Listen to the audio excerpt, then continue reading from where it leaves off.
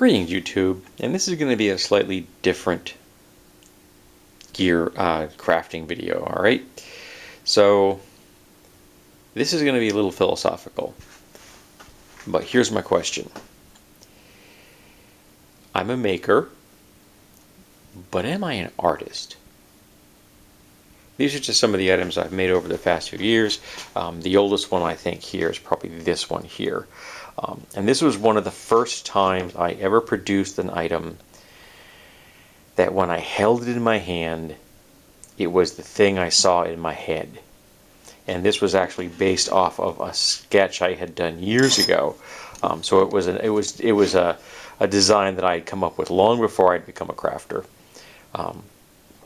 And I really loved the concept of this having like a kind of 3 axe blades on a side. And even though there's no edge alignment on this, and I know this, that now realize the importance of edge alignment, but at the time I wasn't quite aware of so much. But yeah, this is really an early project that I really resonated with me. Then we jump forward to this one, which is a wolf's tooth club.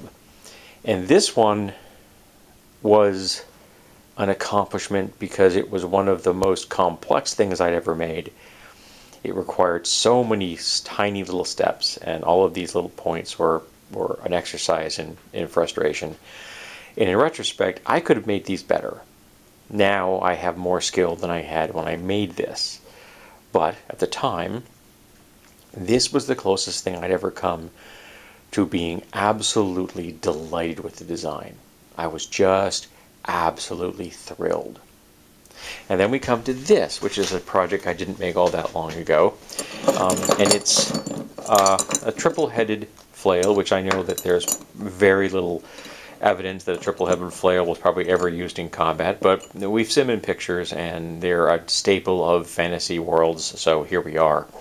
And of course this is a post-apocalyptic version, though it is using nice oak. I wish I could afford more of these. These are like 13 bucks a pop. I am far more likely to use pressure-treated lumber, which is only $3 a pop, but it does not plane as well, and it doesn't have the same feel and vibe, and it's also heavier. And this stuff is going to be, strong and light. It's one of the beautiful things about oak. And this delighted me so much that in the process of making it, like when I got to this stage of this project, I did the striking heads, and I did the chains first, and then I went to making the handle and shaping it, and I chamfered it so it's octagonal, and I put these laggets in. And even though the fasteners on the laggets are not perfect, because they aren't perfect, because they're not even. I ended up measuring it incorrectly. But even though I did that, I was so delighted with this stage right here. I was standing at my workbench and I was giggling. That's how much fun I was having. And then when you come to this, and this is another project I did, and this is a piece of salvage material. This is probably the best execution on a cuff I have made using a rubber union for pipes for plumbing, and I made this bracket myself, and then I adapted this handle after I had realized that the original design I'd come up with for this was not going to work.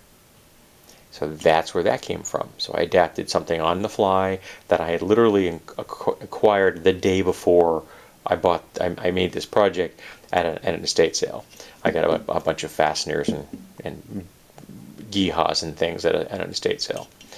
And then we come to this, which is the last weapons build I've made, a full weapons build. Lately, a couple of things I've done in the last few vids have been upgrading existing projects that I already had. One was an upgrading on a grip, and the other was upgrading a shield. But this is the last full-blown weapons build I've done. And this thing is just so awesome. I will be definitely using this as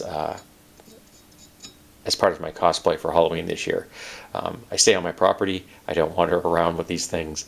I'm just a prop, essentially, to scare kids with while my wife hands out candy. And I literally pretend to be a statue until they till like the teens get close to me, and then I say Happy Halloween, which usually scares the crap out of them. And if they're particularly small children, I don't move at all. I let them think I'm a prop. They get their candy, they go away, because I don't want to terrify kids. Because I've actually scared kids so much not moving that they didn't want to come get candy. So yeah, I pretend I'm not real sometimes so little kids can get their treats.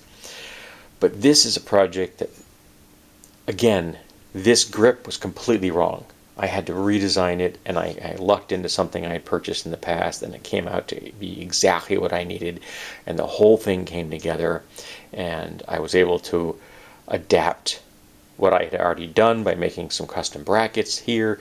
Not quite as pretty as this one maybe, but they work beautifully.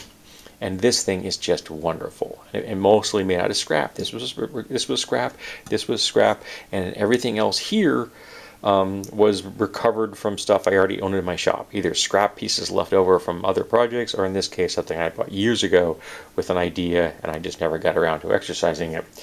And then there it was. So, am I an artist? It's a question I haven't 100% answered yet. Maybe by the time you guys see this, I will have. I don't know if I may post this out of order, because at the moment I have 38 crafting videos already in the can, and I put one up every 2 weeks. So that's, more than a year from now. So I may put this one up sooner, because frankly I want people to tell me. I need to bounce this idea of people. I want to hear their answers, because I'm not 100% sure yet. But okay, now to put all these things away, because I need this space, because I need to go and work on my next dangerous toy.